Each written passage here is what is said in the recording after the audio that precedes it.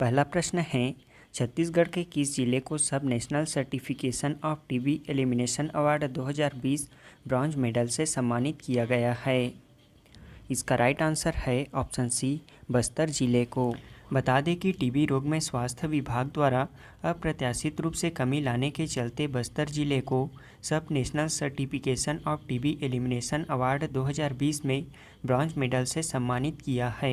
यह मेडल केंद्रीय स्वास्थ्य एवं परिवार कल्याण मंत्रालय भारत सरकार द्वारा दिया गया है। बता दें कि टीबी नियंत्रण विभाग से मिली जानकारी के अनुसार 2015 से 2020 तक टीबी की जांच में 20% मरीजों में सुधार के चलते बस्तर जिले को यह सम्मान प्राप्त हुआ है। अगला प्रश्न है, राज्य के किस स्थान में तालाब खुदाई के दौरान भगवान नरसिंह की पुरानी मूर्ति प्राप्त हुई है?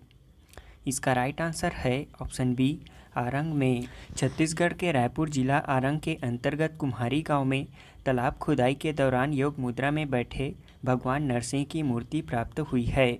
यह मूर्ति लगभग 1700 साल पुरानी है, यानी कि लगभग चौथी 5वीं सदी की।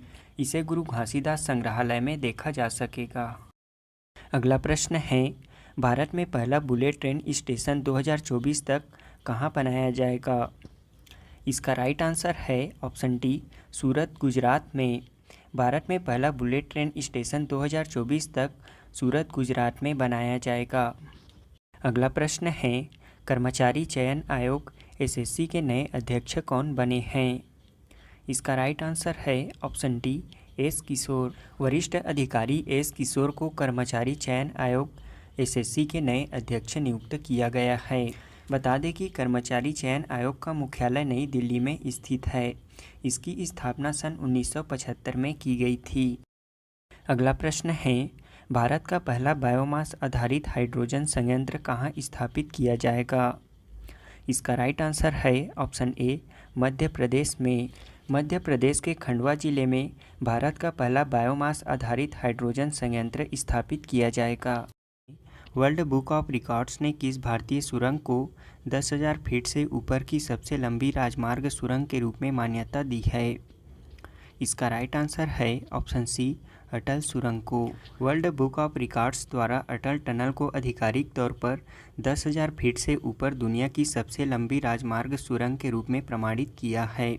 बता दें कि अटल टनल लेह मनाली राजमार्ग पर पूर्वी पीर पंजाल हिमालय रेंज के रोहतांग दर्रे के नीचे बनी एक राजमार्ग सुरंग है। यह सुरंग लगभग 9.02 किलोमीटर की लंबाई के साथ दुनिया में 10,000 फीट से ऊपर की सबसे लंबी हाईवे सिंगल ट्यूब टनल है। वहीं world book of records UK का ऐसा संगठन है जो दुनिया भर में प्रमाणीकरण के साथ असाधारण रिकॉर्ड्स को सूचीबद्ध और सत्यापित करता है। अगला प्रश्न है, द इकोनॉमिस्ट इंटेलिजेंस यूनिट द्वारा जारी लोकतंत्र सूचकांक 2021 की वैश्विक रैंकिंग में भारत कौन से स्थान पर है? इसका राइट आंसर है ऑप्शन बी, 46वें स्थान पर। द इकोनॉमिक्स इंटेलिजेंस यूनिट के अनुसार 2021 डेमोक्रेसी इंडेक्स की वैश्विक रैंकिंग में भारत 46वें स्थान पर है। इसमें 9.75 के उच्चतम स्कोर के साथ नॉर्वे इकोनॉमिक्स इंटेलिजेंस द्वारा डेमोक्रेसी इंडेक्स 2021 में सबसे ऊपर है, जबकि भारत 6.91 अंक के साथ सूची में 46वें स्थान पर है। वहीं पाकिस्तान 104 स्थान पर है। अगला प्रश्न है, भारत के पूर्व प्रधानमंत्री की जीवनी पर लिखी पुस्तक अटल बिहारी वाजपेयी की लेखिका कौन है? इसका राइट आंसर है ऑप्शन डी, सागरिका घोष। भारत के पूर्व प्रधानमंत्री अटल बिहारी वाजपेयी की जीवनी पर लिखी गई पुस्तक अटल बिहारी वाजपेयी के लेखक सागरिका घोष हैं। सागरिका घोष एक पत्रकार हैं। उन्होंने India's most powerful prime minister नामक बुक भी लिखी है।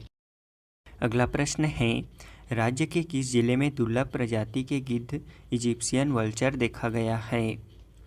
इसका राइट आंसर है ऑप्शन बी, दुर्ग जिले में।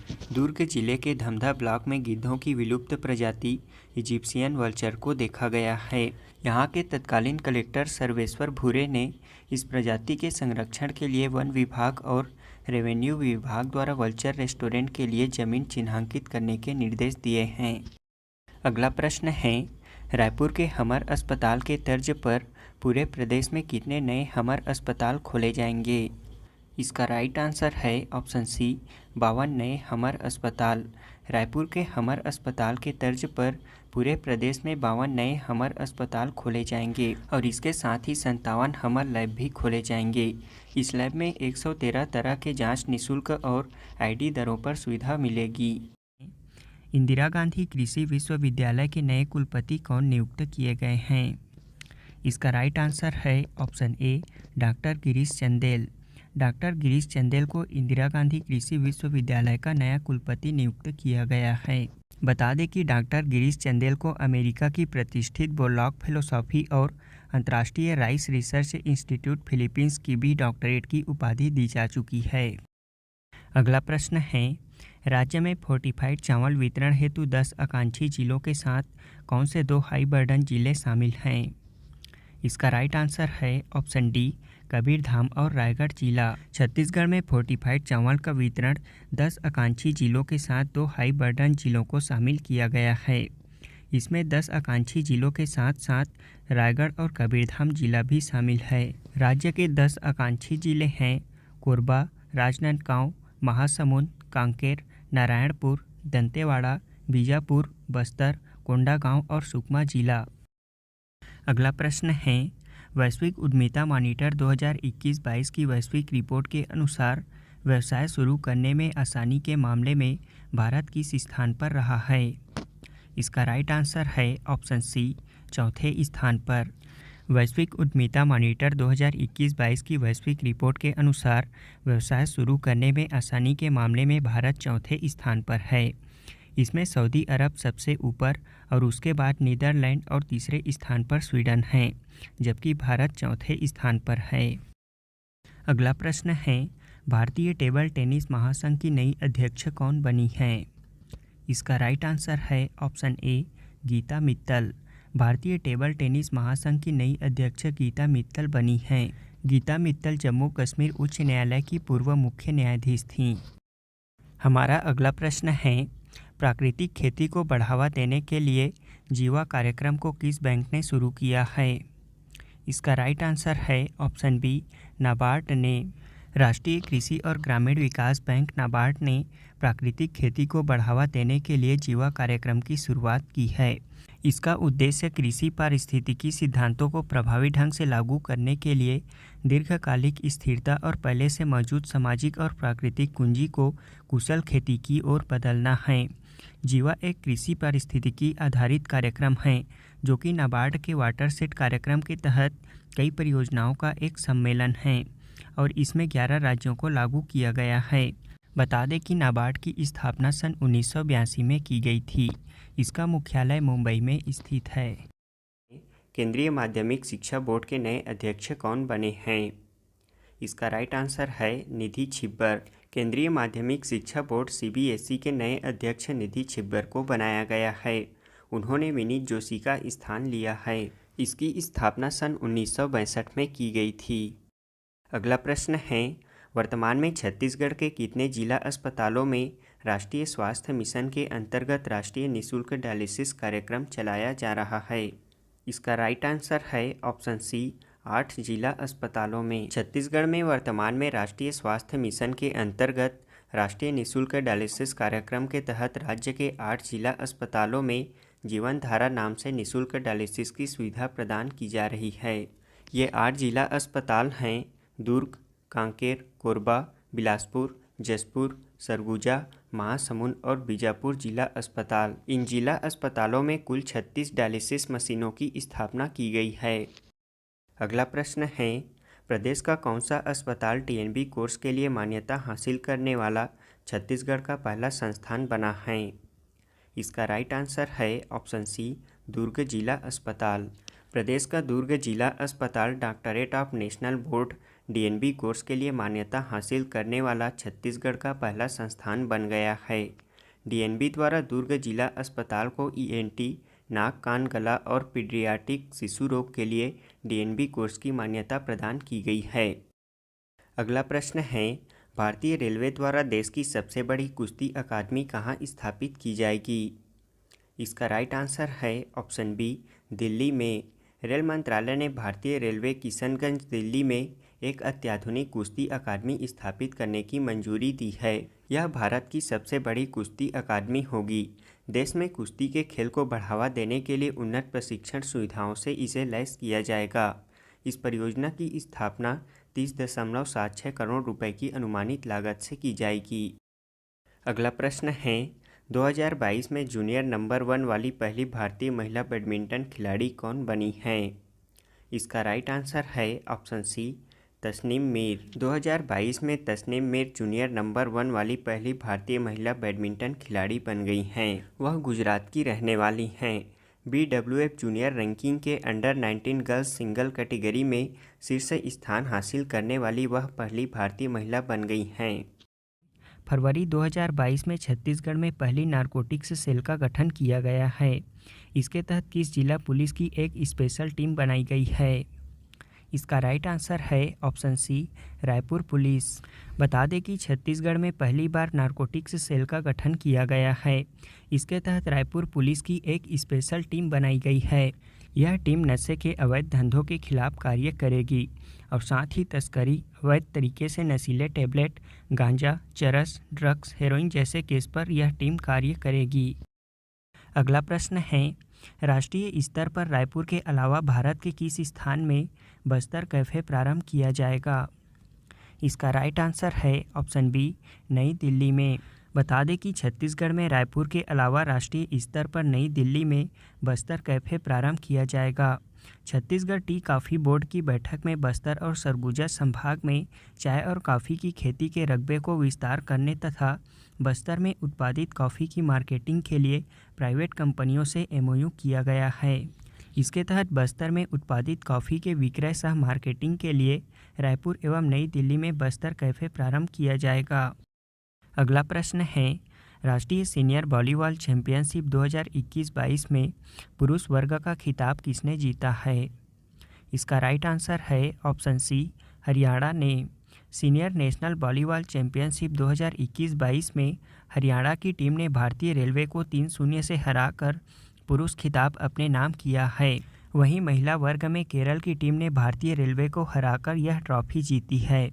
बता दें कि 70वीं सीनियर नेशनल वॉलीबॉल पुरुष महिला चैंपियनशिप 2021-22 भुवनेश्वर के बिजू पटनायक इंडोर स्टेडियम में आयोजित किया गया था।